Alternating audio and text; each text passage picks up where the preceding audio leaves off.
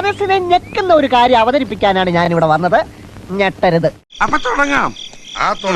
ദാസേട്ടാ, ഇപ്പം ഒത്തിരി കമന്റ് ഞാൻ ഇവിടെ പറഞ്ഞിട്ടുണ്ട്. അതിൽ വന്നൊരു മറ്റൊരു കമന്റ് ആണ്, ദാസേട്ടൻ ഒരു പെണ്ണ് പിടിയതാണ് ഞാൻ അപ്പോഴേ പറഞ്ഞില്ലേ അവൻ നിസ്സാരക്കാരനല്ലെന്ന് എന്നുള്ളൊരു വേർഡ് യൂസ് ചെയ്തിട്ടുണ്ട്. ശരിക്കും അങ്ങനത്തെ ഒരു കമന്റ് വന്ന് കഴിഞ്ഞാൽ തോന്നുന്നു അങ്ങനെയാണോ ശരിക്കും?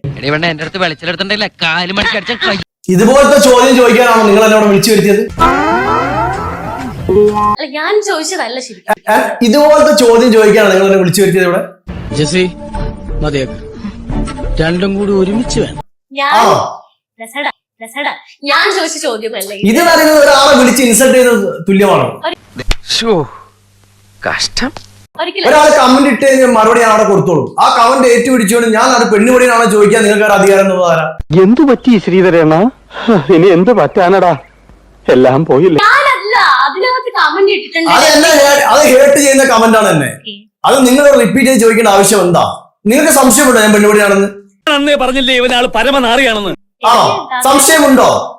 ഇന്റെ നമുക്ക് ഇവിടെ എന്റെ സത്യസന്ധത എനിക്ക് തെളിയിക്കണം. നാണം കെടട്ടെ, നാട്ടുകാരുടെ മുമ്പിൽ നാണം കെടട്ടെ, വൃത്തികെട്ടവൻ. എന്നെ പോലെ വ്യക്തിയെ നിങ്ങൾ ക്ഷണിച്ച് ഞാൻ ഇന്റർവ്യൂ പങ്കെടുത്ത് ഇതുപോലെ ചോദ്യമാണ് എന്നോട് ചോദിക്കേണ്ടത്, അതിന് മറുപടി പറയും.